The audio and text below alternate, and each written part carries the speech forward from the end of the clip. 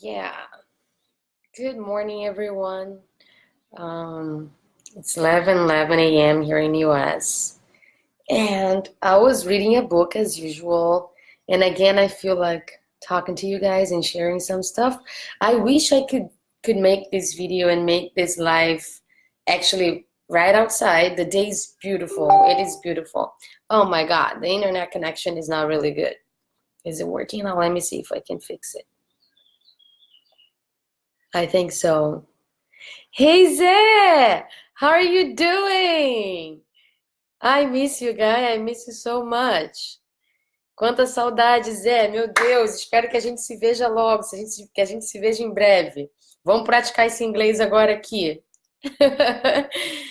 Guys, if you don't know, Zé do Lago, it's an incredible DJ. He's a Zouk DJ in Brazil, and he's been traveling. He was with us in Prague. He has an amazing party going on right now. Esqueci onde acontece a sua festa, Zé. Já tô fazendo o seu merchan aqui. And he's an amazing person. He's oh my gosh, it's you guys need to go to a party and see him. But anyways, this is not really the purpose of the video.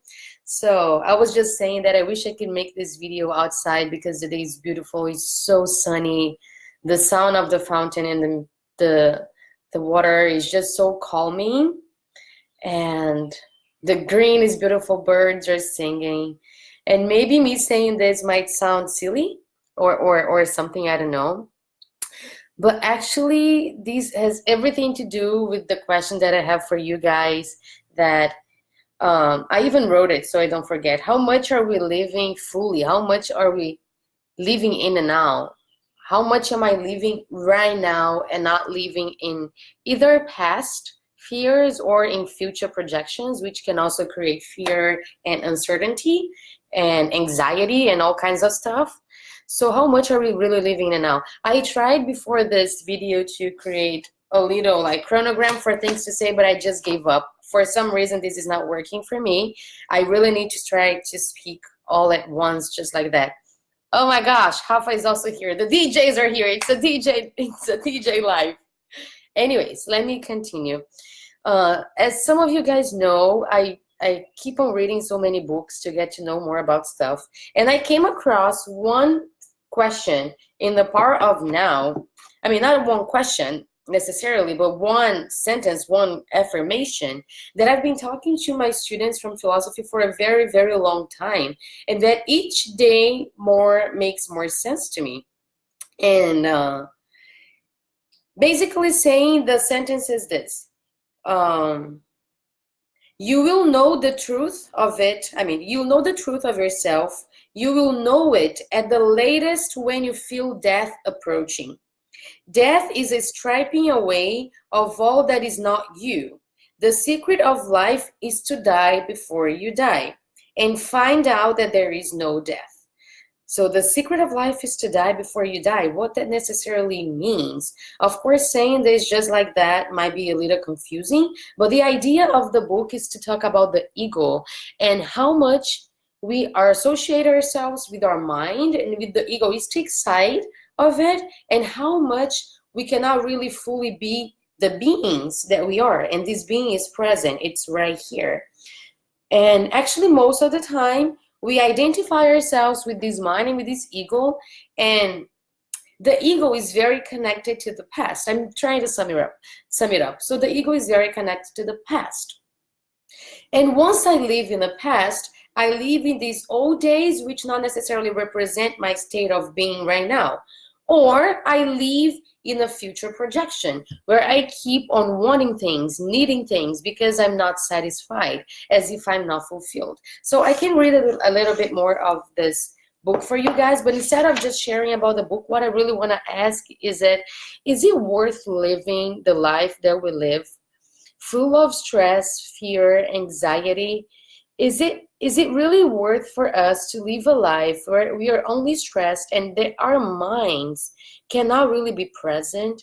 Most of the time I keep on seeing people in dance and people in all kinds of places, and they are there in body, but their mind and their presence is not there at all, as if they have actually have never arrived.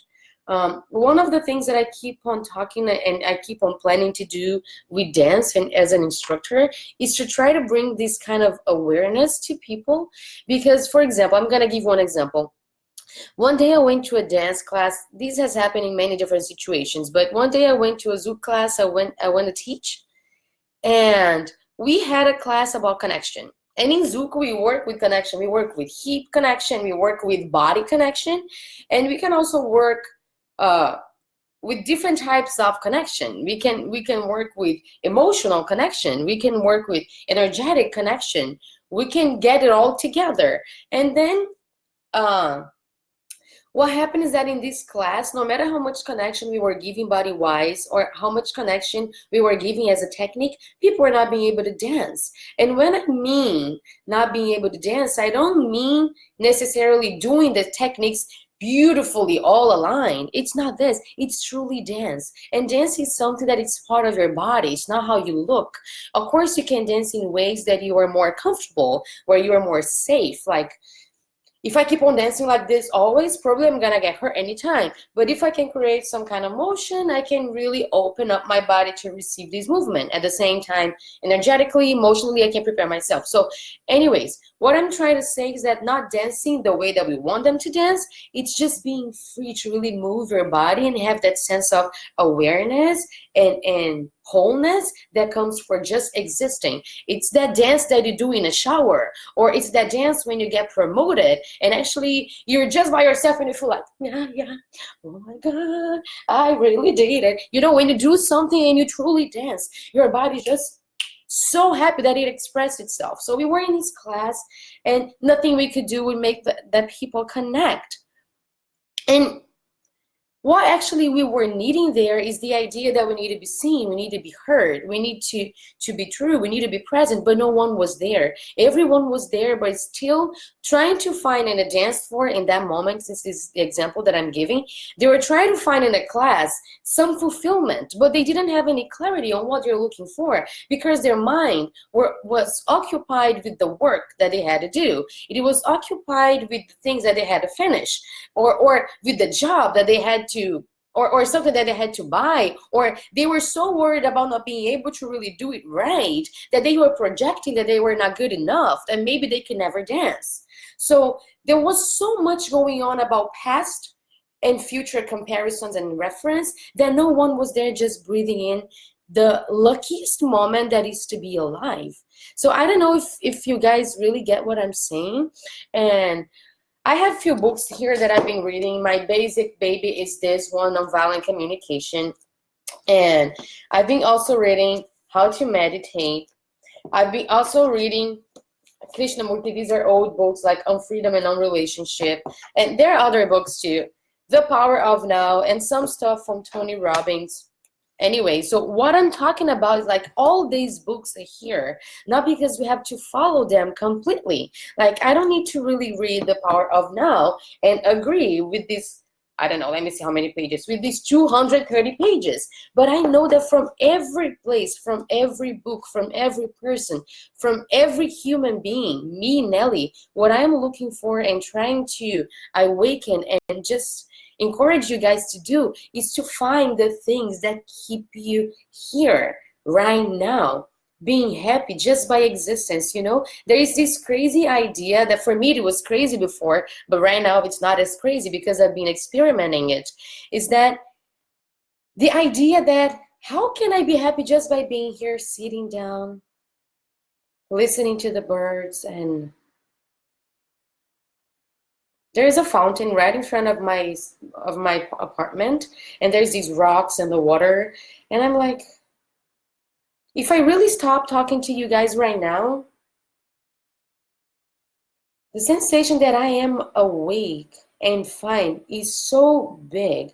Even the gratitude inside of me, the sense of liveliness is so strong that I feel like I don't need anything else. Of course, this is not 100% true because I'm in a live video and I'm here sharing. But if I really stop everything now, I don't feel like I'm less me for doing this. There's some sense of presence that we find really hard to live because we are constantly living in urgency. We are constantly living in projection. I'm not saying that projecting, planning, finding ourselves, looking for stuff is bad. No way. If it was bad, I would never be here sharing with you guys, reading all these books. But at the same time that I'm kind of building a better future, trying to understand more who am I, and who am I identifying with this mind, or how can I really find myself, disidentifying myself from this ego and this mind and still being fine. How can I do this? And it is truly, guys, the secret is so simple. It is truly just this. The secret of life is to die before we die. And I used to talk to this about my students. They were like 14, 15, 16-year old. And the sensation is like when we die, we realize that everything we identify ourselves with, everything we worry about, everything we get stressed about, the reasons why we get sick most of the time, it's not because of what we're eating. It's not because of the food itself. It's because of the relationships that we are having. It's because of the connections that we are making or letting go. It's because of how I've been dealing with my inner self in a true way. Have I been punishing myself a lot for not being good enough in this, this, and that? Or have I been respectful with my own time? I know it's like no one here is a guru. I'm far from being one. So I don't mean that we need to be in a state of mind where we're 100% ready. But how much have we been looking for and being in these places without actually looking for it, but by experiencing it? I know I might sound crazy to you guys, so I really recommend reading this book because I have only two main topics here right now. And one of them is urgency. How much are we living urgency because we feel like what we've done until now was not enough, and I should have, there comes the should, and I should have done more because I want to be right about getting there, and I'm not really being able to just understand that my life can stop. My life, like biologically, can stop working after a second. I can just really go out and eat something that does something to me, and I probably pass away. I can be hit by a car. There can be a car crash. There can be anything. There are so many more reasons for us to feel threatened, if you really see, than for us to be safe, because anything can happen.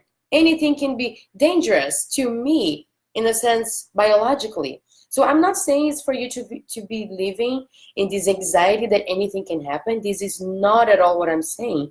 What I'm saying is like, how much can you be fine and okay by being yourself right here, right now? Because you're gonna realize that you and everything around you is just not different at all. That you're just part of this universe as anything else. And just by the fact of sitting in front of the sea and observing the waves and observing maybe people around you and seeing how warm the sand can be and how good the sunshine is when it touches your faces, it just gives you a sense of accomplishment, not because you get more, but because you are by the time you there, you know? So I've lived in urgency my whole life, and I still do. I still do live trying to get more, to do more. And I cannot promise anyone I'm gonna be 0% this Nelly who wants to achieve. But I know from personal experience there, day by day, I feel more fulfilled just by existing. So some things that I used to do before, I realized that I never needed them. And sometimes when I worry about things, I really ask myself, if this is my last breath on earth, is this the thing I want to spend uh, my time with? Is it worrying about the fact that my husband in that moment didn't help me that much cleaning the whatever? Or is that because I couldn't meet someone, or because I couldn't make to the party last night, or because I couldn't buy the latest PlayStation game on earth? No, actually, if you ask me what I'm gonna do in my last breath, like what I'm gonna want to be doing at that moment, I'll probably just be wanting to be with my friends, people I love, and seeing them smiling. I'll probably be dancing to music, or maybe to the sound of the nature, you know? I'll probably just be happy being hugged by people that I love and not even saying a word. So is it really worth the stress? Is it our lives really worth the stress and the demands that we put on ourselves, and living in complete in need of achieving and never in being? Like, the reason why I show this is because in this program from Tony Robbins, we talk about this dimensions, right? So I can leave. I'm gonna read just so I don't make any mistake or waste my time explaining it again. So we have these times, and we have these 1, 2, 3, 4 zones, and there are different times, different names for it, like dimension of distraction, dimension of delusion, dimension of demand, and dimension of fulfillment, or the bullseye zone.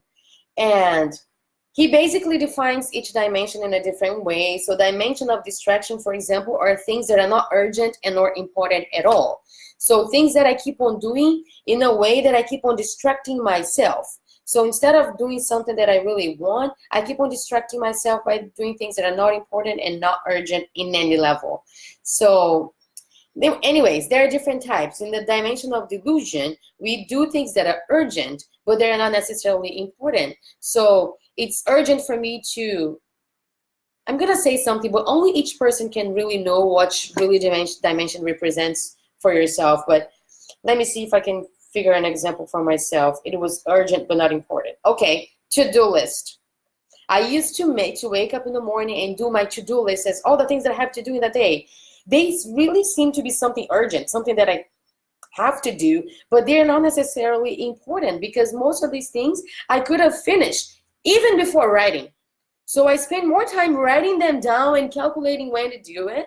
Not that planning is wrong, okay? Than really doing it. So there's this urgency that get us doing things, but they're not even important at all. So in my case, for example, I used to spend a lot of time washing dishes, because for me they were urgent. I cannot deal with the house that it's not clean. So I used to clean the dishes. And actually after some time, because of this program, I had to calculate how much time I spent doing dishes, because I actually believed that I didn't have time for myself, that I didn't have time to do things that I loved. I didn't have time at all. I was always so fucking busy. So I didn't have time, and I was so miserable because of that, because I truly believed I didn't have time. And then I calculated that I used to spend at least 7 to 10 hours washing dishes in a whole week. 7 to 10. And you might feel like this is crazy, but it was true. And I didn't use the dishwasher. I was washing by hands. That's why I was not just loading the dishwasher. I was really washing by my hands. And I used to think that if I don't wash the dishes myself and I push in the dishwasher, this means that I'm a lazy person. So I don't want to be a lazy person. I want to be active. And I realized that I spent 7 to 10 hours on my day doing dishes. And I was like, oh my God, the moment that I really realized that I really made time and dedicated time to understand just this little aspect of my life, I realized like, oh my God, I have time.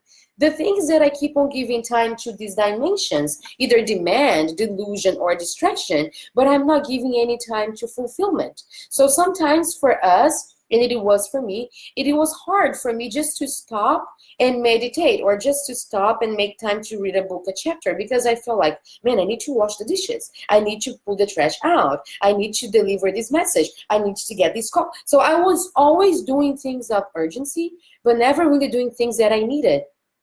And of course, for not planning in advance and planning them in the right way, I always had more stuff to do than I had stuff to do.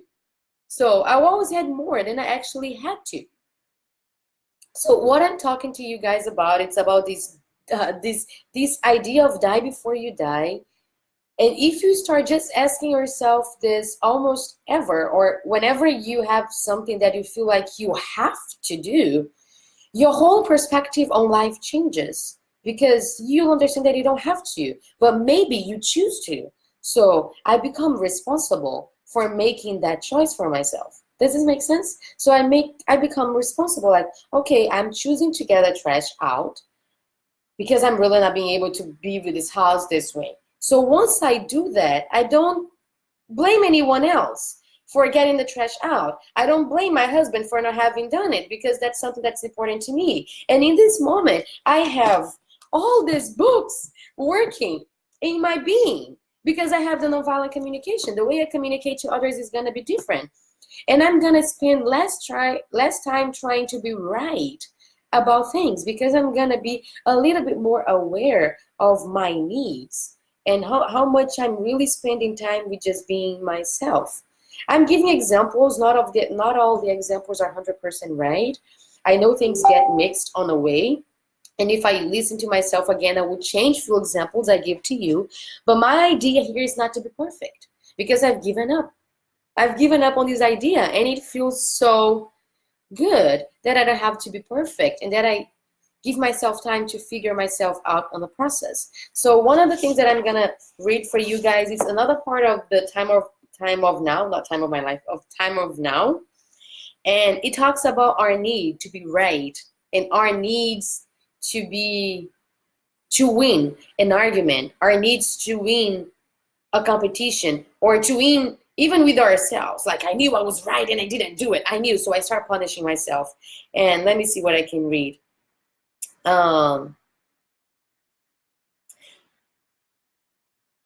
We have a trivial need, like the ego has this compulsive need to be right in an argument and make the other person or the other situation wrong.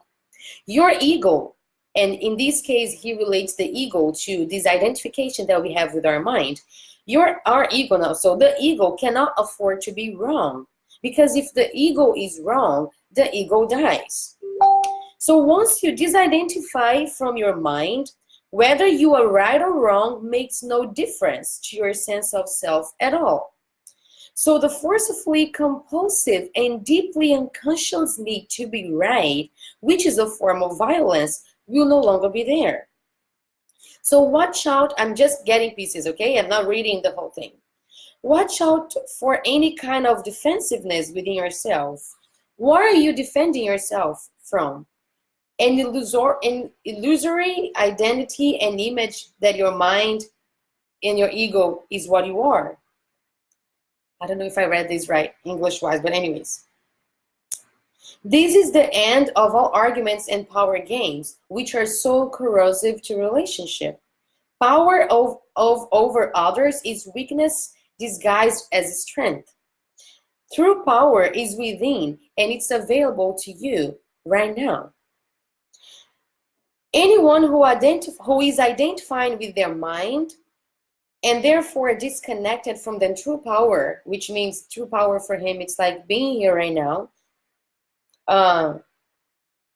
with that true power, with the deeper self rooted in being, in capital, will have fear as their constant companion. Yeah.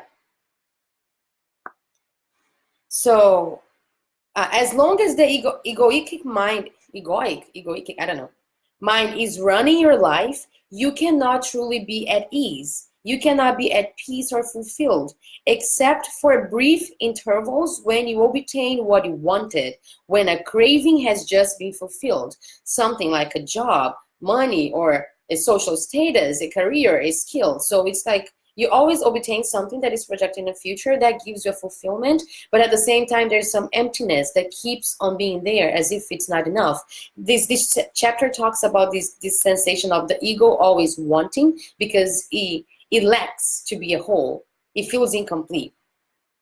So now comes the crazy part, where I'm really digesting it. Since the ego is a derived sense of self, this is really complex to hear. I'm going to share, I don't know why. Since the ego is a derived sense of self, it needs to identify with external things.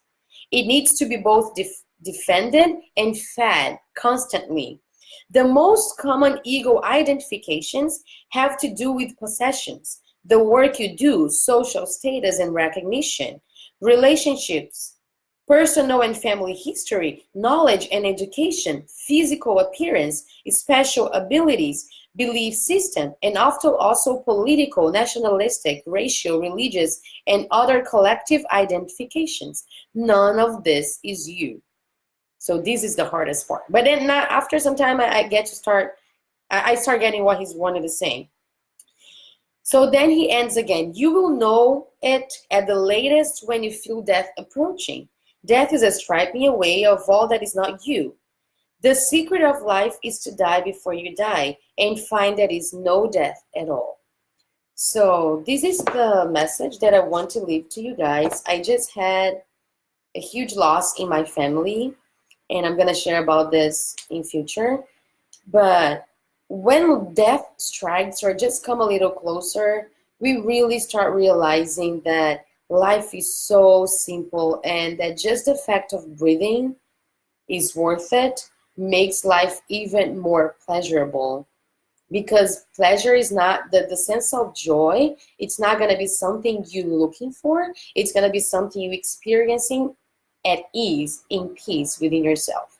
So that's it, guys. Just really make some time in your life, as I'm trying to make in mine, to really question yourself if all the struggle you are putting yourself into right now for accomplishing certain things are really worth your time. I'm not saying that you have to give up on looking and making your dreams come true, not at all. That you have to give up on really accomplishing things and making the world a better place for you and for whoever else or for whoever beings you're there working for. But if you can at least reduce part of the stress situations you put yourself at when they're actually not going to add up to you in any way. So that's all, guys. Thank you so much for listening to me. Um, yeah, I feel really, I feel really good is not a thing. Alina always tells me that don't define things as good because good is abstract. This means you cannot really define things. So I feel really peaceful, joyful, and complete by sharing these with you guys. I hope I can bring this more to the Zouk world, into the Zouk scene, into the dance world, into world, because this is what I feel like I was born to. This is the reason, this is the sense I'm making out of the life it was given to me by this universe.